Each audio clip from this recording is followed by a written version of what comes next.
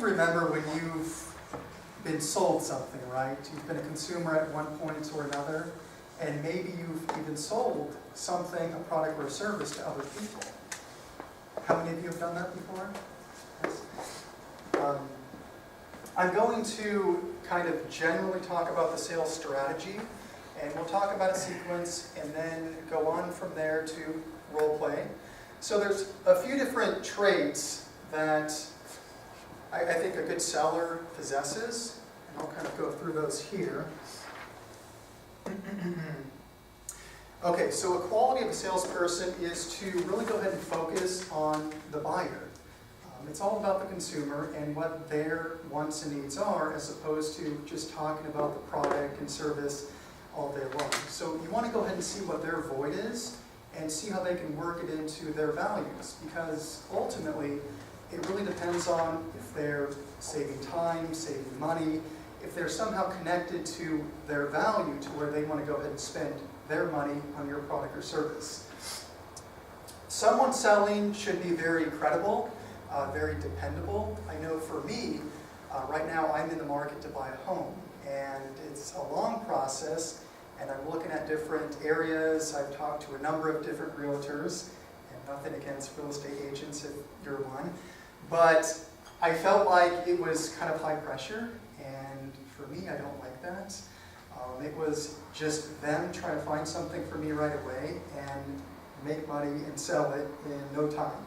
And I wanted them to go ahead and share, and have a dialogue as opposed to a monologue, more about myself and really what my needs are as far as location, as far as school districts, and really different things in the area. And then, am I married, am I single, exactly what my needs are, as opposed to, well, here's a home, here's how to put a down payment on, and kind of go from then. So I was kind of, I think, brushed the wrong way, and I really want to find someone that is credible, that takes the time, and really understands my values overall. So that's a really important piece in selling anything and persuading, I think, the individual to buy your product or service. The next thing is good listening skills, and I think it's maybe sidetracked, especially in here, that it's all about speaking. But a really good quotation I heard way back is, the more you know, the less you speak. And that kind of resonates with me, and it's very, very interesting, because the more I know about a certain topic, I try to kind of sit back and just listen. And I think it tells a lot about us if we just possess good listening skills in addition to speaking skills as well. So that's one of them. And the last one, of course, I kind of touched on this, is to really go ahead and create value.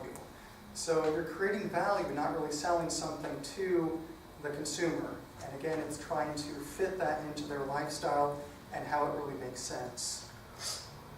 Now, on to the buyer's needs. So there's kind of a 5-step approach in this speech that I overlooked. Number 1 is you need to identify what you really need. And then number 2 is recognition of importance. Number 3 is search for fulfillment. So you're essentially, for the buyer, they are trying to fulfill, again, a certain need. And number 4, evaluation of options. So you can think about something you buy or a service you get, and you're looking around for the best service. And of course, we have Yelp right now, which maybe you guys are connected to. And that's a really cool thing, because you can actually go ahead and search for someone that's credible, and you have a number of different options, so you can compare and contrast. And then number 5 is decision making. So you weigh everything based on your values, and you decide on the product or service you want. Third of all, okay, the sales strategy. So this speech had actually a long section overall I had to go ahead and read for persuasive speaking. But the sales strategy is, again, you want to go ahead and build rapport first, and I'll try to go ahead and do that with my guest here in a second. And one thing I learned with sales, and I don't do too much of it, but you want to have like non-business questions at first, so you can actually open up with something rather conservative and not really overbearing. and just say, well, how's the weather? How's the traffic? You know, what do you do? Things like that. So it's not too high pressure. And then again, you're trying to find out about the buyer. So what does he or she do? Where are they coming from? And again, going back to certain values, because some people might want to save money or save time. And for instance, a story which I'm very opposed to, I had to get the flu shot for certain requirements, and I went to a Walgreens, and I sat down, I filled out paperwork, and they had to run my insurance. Of course, they get reimbursed a lot more money for my insurance, but turned out it wasn't covered, and I just wanted to go ahead and pay cash. I didn't know if it was covered or not. I said, listen, I have 50 things to go ahead and do today. I just want to go ahead and pay cash. But they weren't really listening to my values, and my value was time.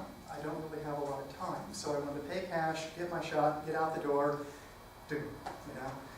But they had to run my insurance, they tried to get reimbursed, it didn't cover, and that was kind of, I think, against my consumer values. So. Okay, and then last of all, the fourth piece of, I think, the overall sales protocol is you want to go ahead and ask questions. So I like the whole idea of like what, when, where, why, and who, and trying to find out about the consumer. And that's the best way you can go ahead and do it. So why are they here? What are they doing?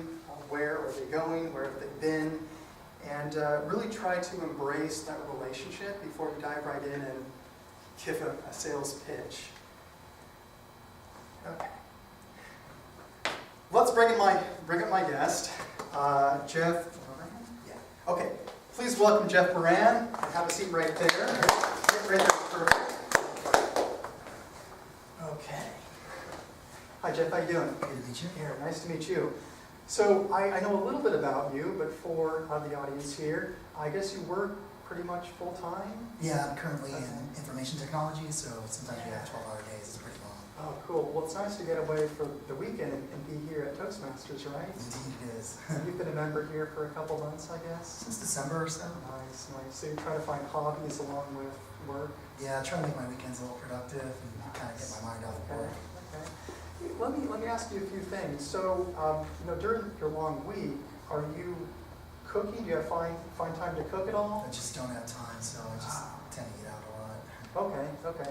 And do you have like a fridge at home or a microwave or something that you kind of prepare food? Yes. Okay, but now, are you qualified? Would you say you really know how to cook, or is it just you don't have enough time? Yeah, I've never really practiced or learned or bothered to. Okay. And now what about your friends or anyone else? Are they want to kind of go out? Is that like a work thing where you just kind of... Yeah, during lunch we tend to try to take a break from work, so we tend to try to go out every day for lunch. Okay. And now you look like a pretty fit guy. Do you have any health goals though at all right now? I'm trying to lose 10 pounds or so, and then try to eat a little healthier. Perfect. And maybe you're going to the gym or kind of rearranging your schedule to accommodate better foods? Yeah. Okay. Well, let me ask you something. Now, have you heard about like a crock pot or a slow cooker? I've heard of it. Okay. Yeah, that's actually what I sell, and I use myself. So it's something to go ahead and save time, save energy. It's very, very simple, and it's very affordable. And it's almost like a free personal chef. So it sounds pretty cool, right? Let me actually show you. I brought one here today. So if you haven't seen this, this is a 3-liter crock pot, and for the audience, slow cooker. And so this is something you can actually prepare your meals. And again, for a busy guy like you that's out there making money, you have no time, and maybe you don't have the best skills to go ahead and cook, you can essentially use a crock pot. And you can make anything you like. I make veggies, potatoes, stews, soups. I put meat dishes in there. And you can start it in the morning. Takes 3 to 5 minutes, and you can come home after a long day of work and it can be ready for you. Or you can do it overnight, put everything in there, next morning it's ready, and you can take your lunch or dinner on the go. So does that sound like a good bet? That sounds pretty cool. Yeah. It sounds like a great way to save some money instead of eating out all the time. Very simple. So all it is, just a lid, you put everything in here. This is a ceramic dish. And again, it takes 1 minute to go ahead and wash it, really not too involved. And there's only 2 settings, there's low and high. And for me, I mainly use the low setting overnight, and I can again throw like that pot roast in there. I can put sweet potatoes, I can put veggies, I can make a soup or a stew. So it really works out for someone that works full time, that doesn't know that much about cooking, and most people don't. So it's actually on sale right now too. It's $40. So what do you think? Sounds like a good idea. It sounds like it'll pay for itself after a couple meals. Well, I think so. Yeah, I think it's a really good bet. And for someone like you, it's a great fit. And like me too, because I'm so busy and I'm just doing so many things during the week where I just don't have that much time to cook. And again, it's for the beginner. It doesn't take that much effort to really turn the knob and throw in a bunch of food, and you have no cleanup. So this can be a very effective strategy for you to get healthy, save some money on fast food, and really save time. So glad I can have this conversation with you. We can bring you up over here. Take my money. Yeah. Okay. Pleasure. Thank you. Okay. So we're all set with this. Let's go into, I guess, informal feedback. We're good. Yeah. Thank you. Okay, so this is kind of like a group feedback overall with the dialogue we just had and then kind of my rough opening I did. That was about 3 to 4 minutes. So I think most of you listened. And this is, again, part of the overall speech. So we can actually, I think you can chime in as well, Jeff, and we can just talk about persuasive speaking, and then I can kind of moderate. So, Lionel? I think you did really well. The portion that I witnessed, selling the crock pot, it was really well done. However, when you saw that he was ready to buy, I had the feeling you could have sold it to his brother, to his cousin, to his father, to his mother, and everyone else in his family, because he was ready to buy. Yeah. So you could have extended it to other people that he knows. Yeah. Okay. That's just an idea. Yeah, that's a really good point. I know when I made that pitch in a very I think connected way or friendly way, then I can certainly ask for other business. Okay. Anything else, guys? Got a couple more minutes. I liked how you repeated some of the steps, because you gave steps 3 different times. The first one was 3 qualities in a sales strategy. The second one was 5-step approach. And then the third one was the sales strategy. Oh, okay, that goes back to the 3 steps. But I liked how you repeated it so that it really sinks in. How did that feel for you overall? I know we role played earlier, but if you could maybe share. Yeah, I've got 2 points of constructive criticism. Okay. Number 1 was I really liked how, how you were. There was one thing that was kind of odd in the sales process, which was where you kept mentioning how people don't really know how to cook. When you kind of say it that way, it kind of makes you feel like, oh, I should know how to cook. So I kept feeling a little bad about that. Most people don't know how to cook, and I'm like, that doesn't make me feel any better. Second was, so that one would have almost lost me the deal. Kind of like if you're selling stocks, and most people should know how to buy stocks, and you're like, well, I don't know how to buy stocks. So that's kind of, and second one, I missed opportunity. I gave you that opening with the money, but I felt like because of the price, you could have easily been like, hey, you're eating out 5 days a week. If you just say 1 day a week where you do the crock pot, the thing will pay for itself. That would have been like, wow, you're right, that would have paid for itself. So those are my 2 points. Okay, perfect, cool, thanks. Let's see, anything else, comments, or? I just have a question. Yeah. What was that quote that you said? The more you know, was it the less you speak? Yes, the more expertise or the more you know, the less you speak and the more you listen. Oh, I see, okay. Yeah, and that's a really good point with sales overall. I think we have to listen to their values as opposed to kind of the example I gave with the real estate agent where it was high pressure and she was overbearing. So, she should have listened, and this I stumble upon pretty often. So I was into listening as opposed to speaking.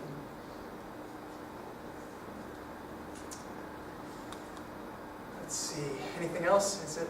Well, being in sales myself, retail sales, I could relate to a lot of what you said. And I liked how you gave the point of